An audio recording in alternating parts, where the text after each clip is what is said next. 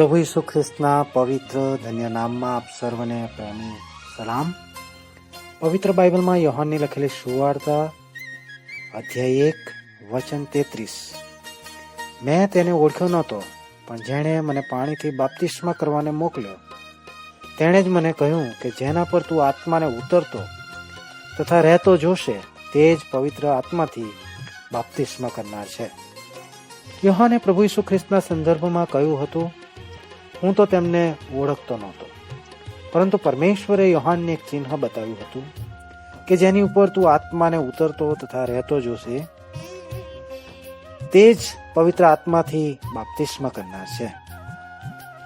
આજે મનુષ્ય પોતાના પાપથી છુટકારો પ્રાપ્ત કરવાને તરહ તરહના કામો કરે છે, માનતાઓ માને છે, પરંતુ પાપ ક્ષમાનો દિલાસો અને ખાતરી મળતી નથી. પાપ ક્ષમાની ખાતરી તે જ આપી શકે છે જે આપણા પાપોને કારણે જે દંડ શિક્ષા આપણને મળવી જોઈતી હતી તે સ્વયં પોતે લે. પ્રભુ ઈસુ ખ્રિસ્તે આપણા પાપનો બોજ ઉઠાવી ક્રૂસ પર પોતાને બલિદાન કરી દીધા. પાપને કારણે જે દંડ આપણને મળવો જોઈતો હતો તે તેમણે સ્વયં પોતા પર લઈ મૃત્યુના સ્વાદને ચાખ્યો. મૃતકોમાંથી ત્રીજે દાડે પાછા જીવી ઉઠ્યા. આપણા માટે ઉદ્ધારનો માર્ગ તૈયાર કર્યો.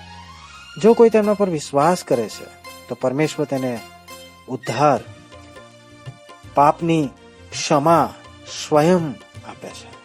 હવે તે પરમેશ્વરનું સંતાન કહેવાય છે. તમે પણ આજે ઈશ્વરના સંતાન બની શકો છો, કેમ કે પરમેશ્વર પોતાના વચન દ્વારા પ્રભુ ઈસુ ખ્રિસ્તની ઓળખ આપી રહ્યા છે.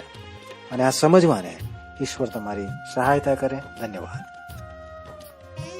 મને દો જીવન મહી, મારી પાસે રહી મને દોરો સહી, અંધારે પ્રભુ અજવા